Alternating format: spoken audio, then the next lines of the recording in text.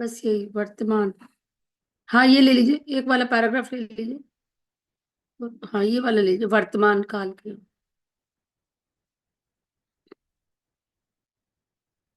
चलिए आरंभ करते हैं। सभी को प्रणाम।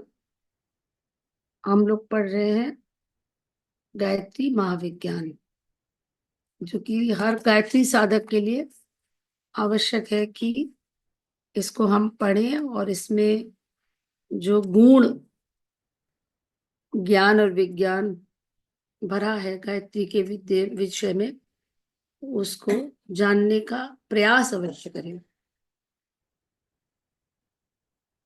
इस ग्रंथ में गुरुदेव गायत्री महाविद्या के अनेक अनेक सूक्ष्म परतों को खोलते हैं, और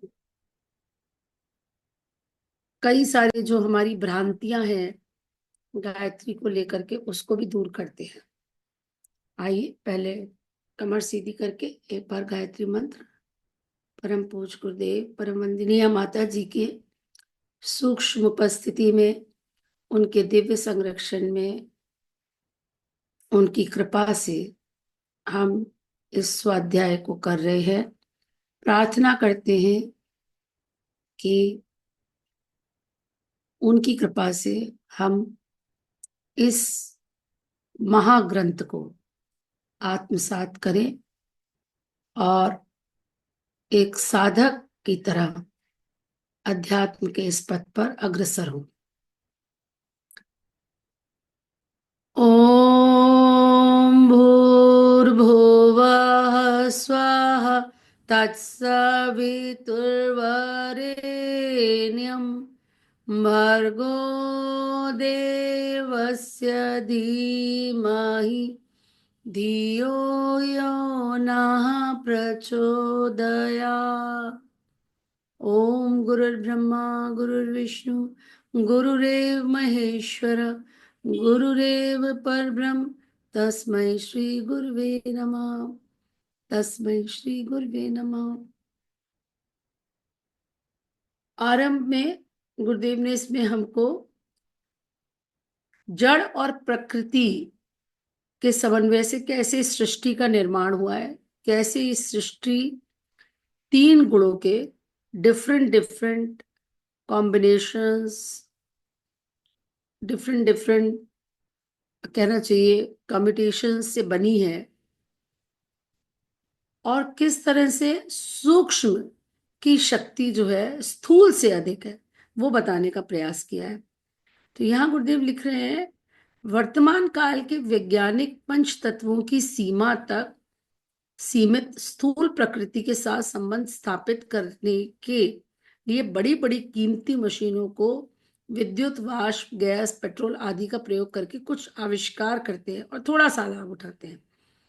कहने का अर्थ है कि अभी वर्तमान युग में जो कली युग है, कली युग मतलब यंत्र का युग, कली पुर्जों का युग, साइंस का युग, इसके अंतर्गत हम लोग बहुत ऐसा सोचते हैं कि हमने बहुत बड़े आविष्कार कर लिए, क्योंकि हमने इतने सारे पदार्थों को पे अपनी आधिपत्य जमा लिया है, चाहे कृषि का क्षेत्र हो, चाहे रसायन का क्षेत्र हो, चाहे कला का क्षेत्र, बहुत सारे मतलब ऐसे क्षेत्र हैं जो जिसमें कि बहुत सारे आविष्कार हुए हैं, और एक्चुअली उससे मानव जीवन की पे बहुत अंतर भी पड़ा है।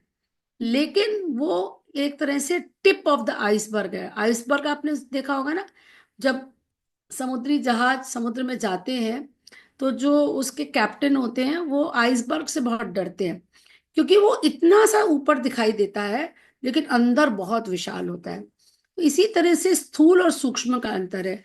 स्थूल जो है, थोड़ा सा जानकारी के लिए हमें बहुत मेहनत करनी पड़ती है, लेकिन वो एक केवल छोटा सा हिस्सा है। सूक्ष्म जो है वो बहुत विशाल है। और जो गुरुदेव लिख रहे हैं कि हम पंच तत्वों पे जितनी रिसर्च करें, भाई ये सृष्टि में जो जड़ है वो पंच तत्वों से बना हुआ है, पृथ्वी, जल, वायु, अग्नि और आकाश। इसके डिफरेंट डिफरेंट कॉम्बिनेशंस हैं। और जो सूक्ष्म है, चेतन प्रवाह है, वो सत है। सत मतलब ब्रह्मांडीय शक्ति, ब्रह्म की शक्ति जो वो सत, प्योर सत, और जो जड़ तत्व से वो तम है। अब इन दोनों के मिश्रण से हो गया रज। तो सत रज तम तीन कॉम्बिनेशंस है। अब जो ज्यादातर सब में, ज्यादातर सब में क्या मतलब, हर में अलग अलग अंश में या तो सत्य है, रज है, तब उसके अनुसार उसकी प्रकृति डिसाइड होती है। पर ऐसा नहीं है कि कोई भी व्यक्ति प्योरली सत्य से बना है या प्योरली कोई पूरा तामसिक है। तामसिक में भी सात्विक अंश है, सात्विक में भी तामसिक अंश है, और राजसिक में सात और तम दोनों है। तो ये जो पंच तत्व है, इसमें जो हमने जितनी रिसर्च करी, जिसको आज आप मॉडर्न साइंस की रिसर्च कहते हैं, उसके बहुत मेहनत से करी, बहुत समय लगाया, और लेकिन इससे जो लाभ मिलता है वो बहुत सूक्ष्म की अपेक्षा बहुत कम है। गुरुदेव लिख रहे हैं ये तरीका बड़ा श्रम साध्य, कष्ट साध्य, धन साध्य और समय साध्य है। मतलब ये जितने आविष्कार हम कर रहे हैं, कितनी बड़ी बड़ी लैब सेटअप करनी पड़ती है, कितना पैसा लगता है, कितना समय लगता है, कितना प्रतिभा लगती है, सब कुछ लग रहा है उसमें। खराबी, टूट फूट और परिवर्तन की खटपट भी आए दिन लगी रहती है। आप यंत्र बनाते हैं तो यंत्र की मेंटेनेंस होती है, कोई मशीन होती है उसमें मेंटेनेंस होती है, वो खराब भी हो जाती है, उसको डिस्कार्ड भी करना पड़ता है, फिर उसको अपग्रेड भी करना पड़ता है। इन यंत्रों की स्थापना, सुरक्षा और निर्माण के लिए हर समय काम जारी रखना पड़ता है, तथा उनका स्थान परिवर्तन तो और भी कठिन होता है। यह सब झंझट भारतीय योग विज्ञान के विज्ञान वेत्ताओं के सामने नहीं थे। जो योग के ज्ञाता थे, जो सूक्ष्म में अपनी गति रखते थे, उनके सामने समस्याएं नहीं थी कि हम पहले उसको निर्माण करें, फिर उसकी सुरक्षा करें, उसकी मेंटेनेंस करें, और अगर एक जगह से दूसरी जगह ले जाना है तो वो पॉसिबल नहीं है। वे बिना किसी यंत्र की सहायता के, बिना संचालक, विद्युत, पेट्रोल आदि के, केवल अपने शरीर के शक्ति केंद्रों का संबंध सूक्ष्म प्रकृति से स्थापित करके ऐसे आश्चर्यजनक कार्य कर लेते थे जिसकी संभावना तक तो आज के भौतिक विज्ञानी समझने में समर्थ नहीं हो पा रहे, है ना। मतलब हम क्या हुआ इधर मॉडर्न युग में, क्या हुआ वर्तमान समय में, हमने एक ही तरफ अपनी सारी एनर्जी लगाई स्थूल में। उससे अंतर तो पड़ा, इतने सारे आविष्कार हुए, लेकिन उसमें बहुत पैसा, बहुत समय लगा। गुरुदेव यहाँ कहना चाह रहे हैं प्राचीन काल में जो हमारे ऋषि थे, योग के ज्ञाता थे, तत्वदर्शी थे, वो सूक्ष्म में रिसर्च करके, अपने ऊपर रिसर्च करके, अपने एनर्जी सेंटर्स को ऐसा ट्यून्ड अप कर लेते थे कि वो किससे फ्रीक्वेंसी में हो जाता था, ब्रह्मांड के। तो ब्रह्मांड की ऊर्जा वो को ग्रहण करके, वहां के मैसेजेस को ग्रहण करके, उससे फ्रीक्वेंसी ट्यून उनको उनको सब कुछ उसका ज्ञान हो जाता था।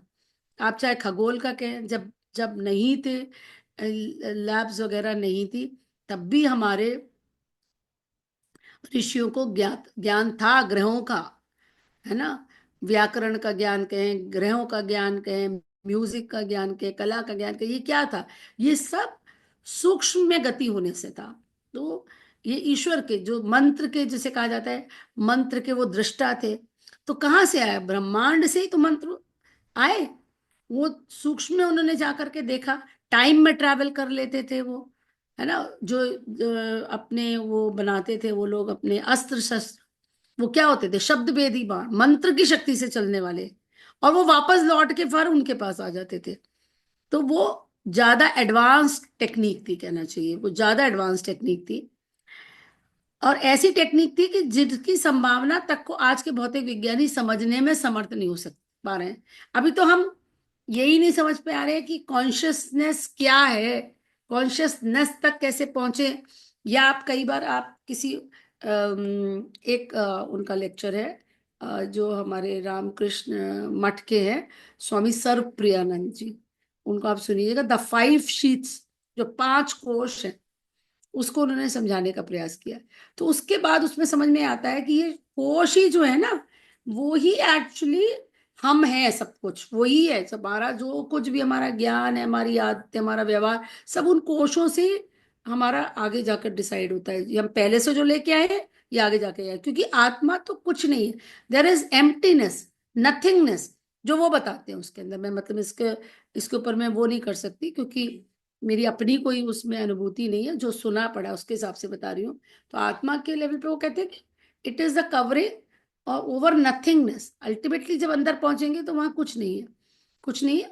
वो कुछ नहीं जो शून्य है वही है, जो शून्य की हम बात करते हैं वही है। तो ये अभी तक तो भौतिक विज्ञानी इस पे बहुत कुछ सफलता नहीं पा पाए। महाभारत और लंका युद्ध में जो अस्त्र शस्त्र व्यवहृत हुए थे, उनमें से बहुत थोड़ों का धुंधला रूप अभी सामने आया है।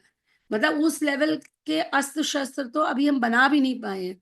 अभी हमने बना लिया रडार, गैस बम, अश्रु बम, रोग कीटाणु बम, जो ये नहीं थे, अब रोग कीटाणु बम इसी को कह सकते हैं, जैसे कोविड, ये एक तरह का यही तो था।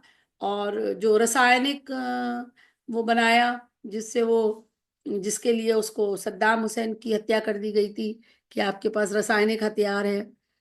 परमाणु बम, मृत्यु किरण आदि का धुंधला चित्र अभी तैयार हो पाया है। प्राचीन काल में मोहक शस्त्र, ब्रह्मपाश, नागपाश, वर्णोस्त्र, आग्नेय बाण, शत्रु को मारकर तर्कस में लौट आने वाले बाण, जो भी मैं बात कर रही थी कि मारा फिर वापस आ गया आपके पास, आदि व्यवहृत होते थे। शब्द वेद का प्रचलन था। शब्द वेदी बाण तो पृथ्वीराज चौहान भी जानते थे। तभी तो उनका जो मित्र था, जो कवि था उनके, उसमें जो गया था उनके साथ में, उसने कहा था कि बस मैं जब तुम्हें इशारा करूंगा तो तुम मार देना। और इसीलिए उन्होंने डिसाइड किया था मिलके कि मोहम्मद गौरी से कहेंगे कि वही ऑर्डर देगा पहला बाण चलाने का। और उसके बाद उन्होंने कविता के रूप में उसका डिस्टेंस पूरा बता दिया था कि इस डिस्टेंस पे ये बैठा हुआ है सुल्तान। उसमें लिखा मत चूको चौहान, वो मुझे लाइन नहीं याद है कितने को उस पे, 4 अंगुल, ये इतने बांस, ऐसे करके पूरी एक्सप्लेन कर दिया उसने पूरा। और वो ऑर्डर उसने दिया, और उतने में उन्होंने शब्द को ट्रैक करते हुए डिस्टेंस कैलकुलेट करना। तो ये कितनी बड़ी शक्ति है। इसमें कोई आप इंस्टेंट कोई कैलकुलेशन थोड़ी ना है। ये तो जैसे ही बोला तुरंत उन्होंने उस पर बाण चला दिया। तो शब्द वेदी बाण की जो कला थी, ये इसमें दशरथ जी भी महारथी थे इसके। दशरथ जी को भी आता था शब्द वेदी बाण चलाना। ऐसे अस्त्र शस्त्र किन्हीं कीमती मशीनों से नहीं, मंत्र बल से चलाए जाते थे। इनके पीछे की पावर क्या थी? कोई पेट्रोल, कोई न्यूक्लियर एनर्जी, ये सब नहीं था। ये चलते थे मंत्र की शक्ति से, जो शत्रु को जहां भी छिपाओ ढूंढ कर उसका संहार करते थे। जैसे आज जैसे ड्रोन से हम करते हैं ना। लंका में बैठा हुआ रावण और अमेरिका में बैठा हुआ अहि रावण आपस में भली प्रकार वार्तालाप करते थे। उन्हें किसी रेडियो यंत्र ट्रांसमीटर की जरूरत नहीं थी। विमान बिना पेट्रोल के उड़ते थे। पुष्पक विमान था, है ना, पेट्रोल तो था नहीं था, पुष्पक विमान भी तो उड़ा था। तो ये जो सूक्ष्म की शक्तियां हैं, ये स्थूल की शक्तियों से कई गुना, 1000 गुना अधिक थी। अष्ट सिद्धि और नवनिधि का योग शास्त्रों में जगह जगह पर वर्णन होता है। सीता माता ने आशीर्वाद दिया था ना हनुमान जी को, अष्ट सिद्धि नवनिधि के दाता। तो ये जो निधियां हैं, ये जो शक्तियां हैं, जो विभूतियां हैं, ये क्या था? ये यही सूक्ष्म की शक्तियां थी। माता यहाँ अगर पे जो अष्ट सिद्धि है ये तो 8 सिद्धियां होगी, और नव निधि ये क्या होता है? 9 प्रकार की ये भी एक निधियां, नव निधि, इसको पढ़ना पड़ेगा। ये कहीं इसका जिक्र तो नहीं, अष्ट सिद्धि और नव निधि। ठीक है मतलब ठीक है, सर से पूछेंगे कभी। पावर है। जैसे सिद्धि है वैसे निधि। निधि या कोई वो होती होगी। अभी मैं इसको क्लियर नहीं कर पाऊंगी, इसको पढ़ना। आत्मिक क्षेत्र में जो हाँ, बढ़ी चढ़ी शक्तियां हैं वो निधियां हैं। अच्छा। और भौतिक क्षेत्र में जो हनुमान जी थे उनके पास अष्ट सिद्धि नवनिधि के दाता असबर जानकी माता, ये सिद्धियों में है। जैसे अणिमा लगिमा महिमा प्राप्ति प्राक्याम ईशित्व, ये सब जो सिद्धियां हैं। जैसे हनुमान जी ने मसक समान रूप कपि धवे, मच्छर की तरह से रूप रख करके उन्होंने लंका में प्रवेश किया, सूसा के मुंह में प्रवेश किया। ये रूप को, अपने आकार को छोटा बड़ा कर लेना। जब माता सीता के पास वो गए तो माता सीता उनको देख करके विस्मय से, आश्चर्य से, कि इतना छोटा सा बंदर ये भगवान राम का दूत है और वो ऐसे लोगों का साथ लेके कैसे। तो माता सीता ने अपने मन की बात कह दी कि बेटा तुम तो इतने छोटे से बंदा वो, तो कनक भूधवा काव शरीरा समय भयंकर अति बल बीवा। तो माता सीता को उन्होंने फिर अपना विराट रूप भी दिखाया कि नहीं साहब, हम बड़े भी हो सकते हैं, आपके सामने छोटे रूप में आए हैं।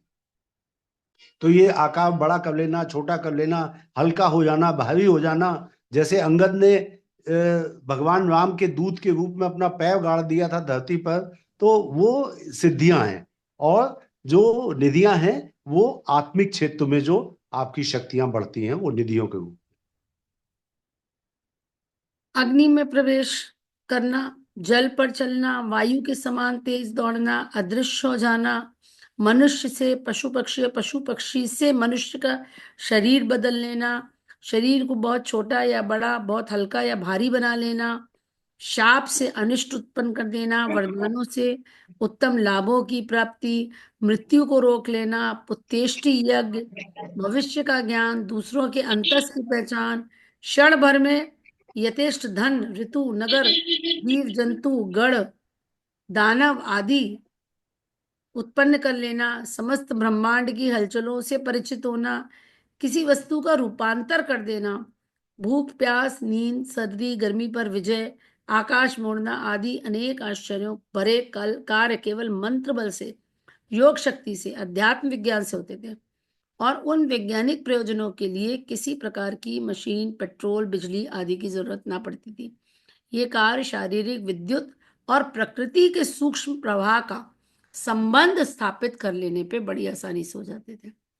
हम अपनी बायो इलेक्ट्रिसिटी को, हमारे अंदर जो बायो इलेक्ट्रिसिटी है उसको हमने सिंक्रोनाइज कर लिया, ट्यून इन कर लिया ब्रह्मांड की फ्रीक्वेंसी के साथ, और फिर उसके आपकी पात्रता के अनुसार आपको वहां से शक्तियां या ज्ञान या messages what ever it is आपको मिलते जाते थे।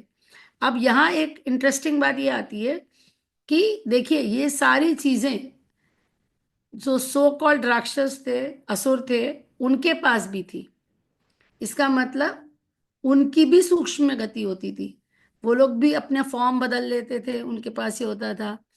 फिर वो भी आकाश में उड़ सकते थे, उनको भी मंत्र के द्वारा अस्त्र शस्त्र का प्रयोग आता था। तो कहने का तात्पर्य है कि वो लोग भी मतलब साधना करते थे और इस तरह की सिद्धियां प्राप्त करते थे। फर्क क्या होता है? इंटेंशन का। वो उन सिद्धियों को हासिल करके कैसे कहना चाहिए, मतलब उसको मिस यूटिलाइज करते थे पावर बढ़ाने के लिए या शोषण करने के लिए। इंटेंशन जो थी वो गलत थी। तो अभी भी वो दिखाते हैं, डिपिक्ट करते हैं कि उनके सिर पे सींग होते थे या वो काले कपड़े पहनते थे।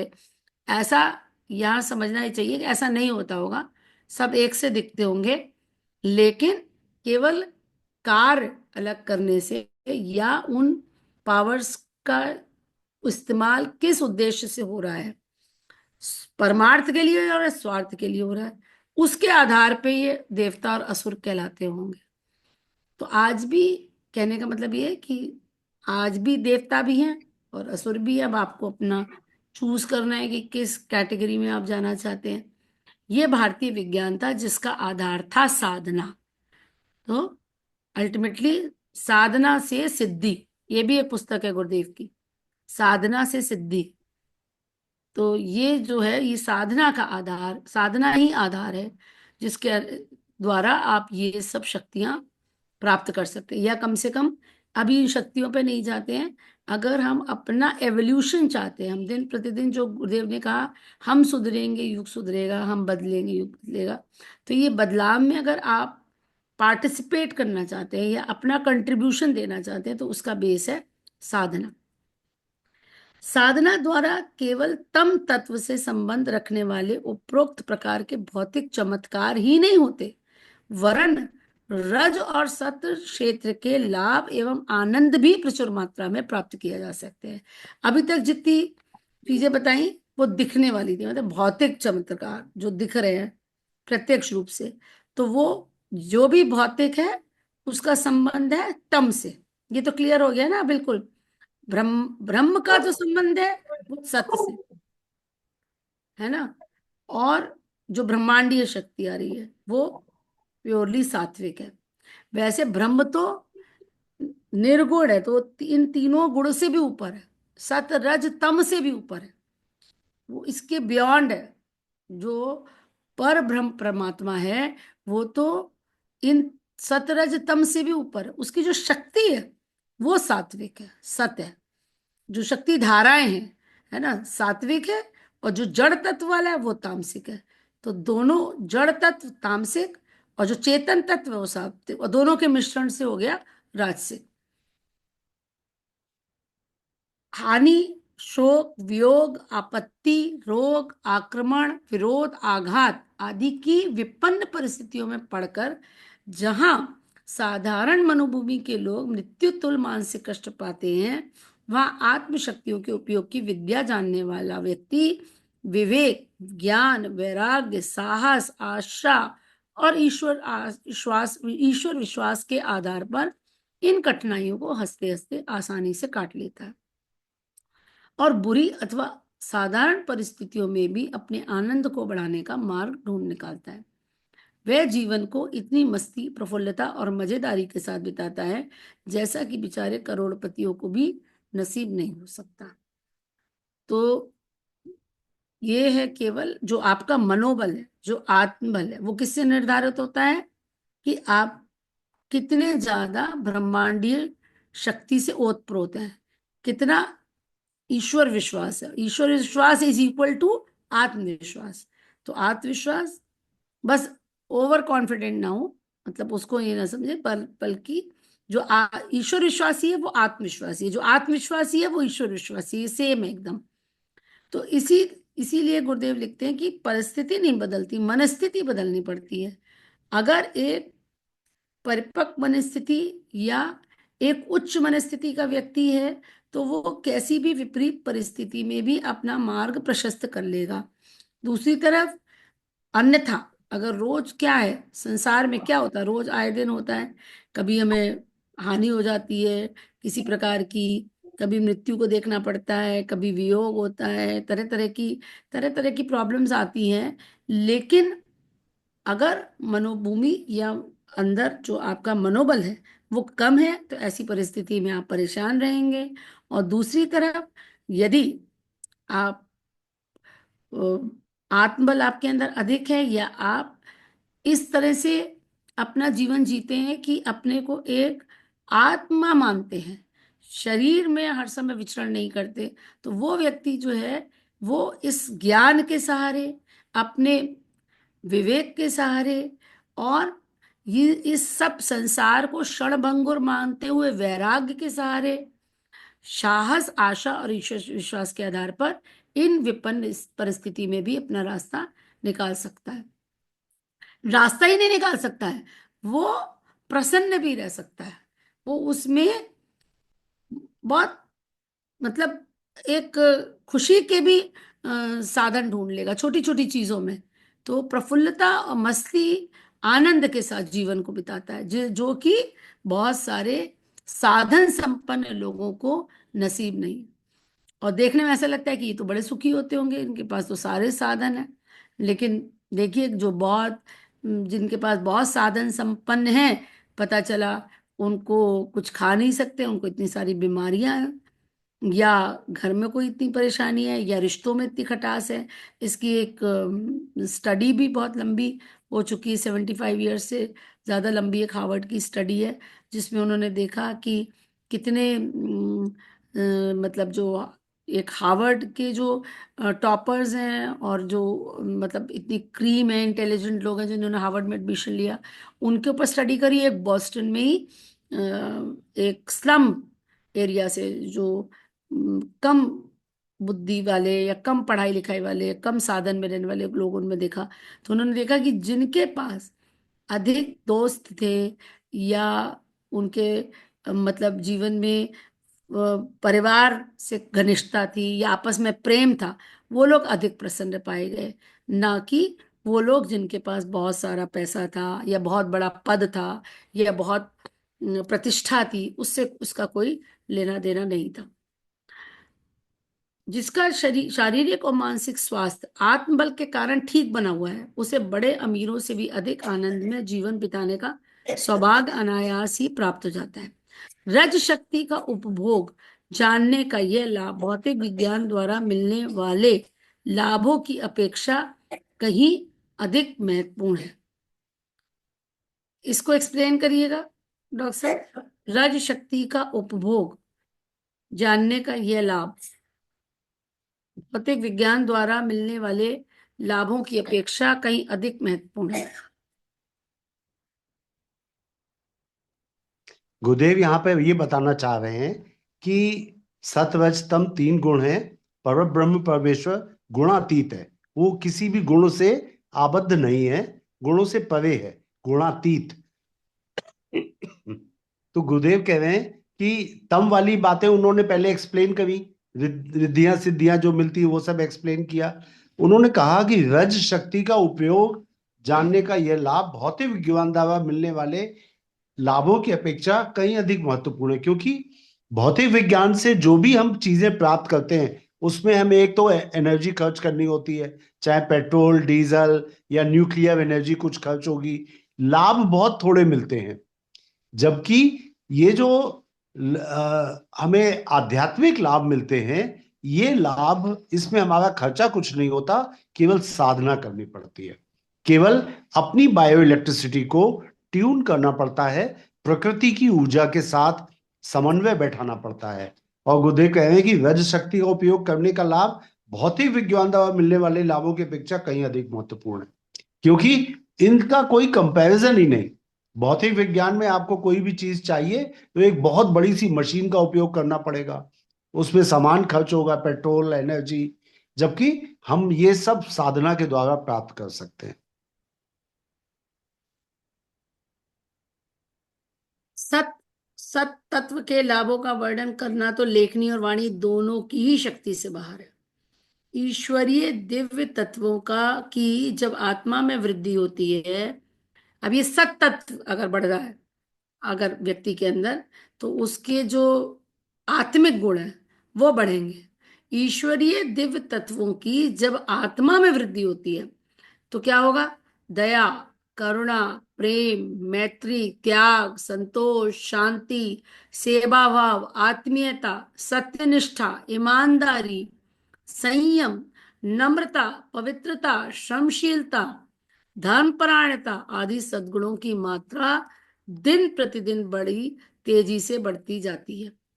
फलस्वरूप संसार में उसके लिए प्रशंसा, कृतज्ञता, प्रत्युपकार, श्रद्धा, सहायता, सम्मान के भाव बढ़ते हैं और उसे प्रत्युपकार से संतुष्ट करते रहते हैं। इसके अतिरिक्त ये सद्गुण स्वयं इतने मधुर हैं कि जिस हृदय में इनका निवास होता है वहीं आत्मसंतोष की शीतल निर्झरी सदा बहती रहती है। अब चूंकि ये ईश्वरीय गुण है ना, ईश्वरीय क्या है? गुणों का समुच्चय।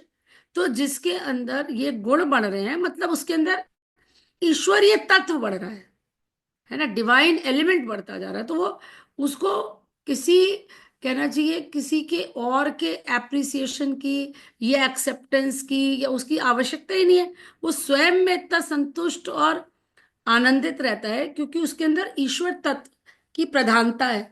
ऐसे लोग चाहे जीवित अवस्था में हो चाहे मृत अवस्था में, उन्हें जीवन मुक्ति, स्वर्ग, परमानंद, ब्रह्मानंद, आत्मदर्शन, प्रभु प्राप्ति, ब्रह्म निर्वाण, तुरीय अवस्था, निर्विकल्प समाधि का सुख प्राप्त होता रहता है।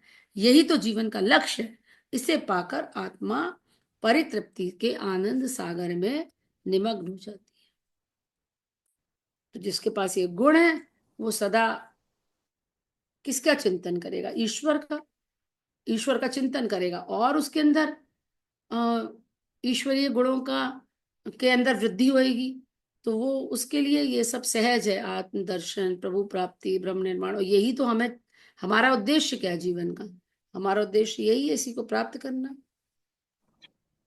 डॉक्टर साहब, ऊपर ये जो लाइनें आई थी जिसके लिए संगीता माता ने अभी आपको कहा था एक्सप्लेन करने के लिए कि रज शक्ति का उपभोग जानने का यह लाभ भौतिक विज्ञान द्वारा मिलने वाले लाभों की अपेक्षा कहीं अधिक महत्वपूर्ण होता है। क्या इसको इस एग्जाम्पल से रिलेट कर सकते हैं कि सुबह हम लोग जो प्राणाकर्षक प्राणायाम करते हैं तो उससे जो हमको एनर्जी प्राप्त होती है वो शायद किसी मशीन और किसी भौतिक चीज से संभव ही नहीं है। सही कह रहे हैं, सही कह रहे हैं। जो भी शक्ति हम अध्यात्म के द्वारा प्राप्त करते हैं वो किसी विटामिन की गोली से, कैप्सूल से, किसी ताकत की दवा से कहीं से नहीं मिल सकता। आज इसको यही समाप्त करते हैं।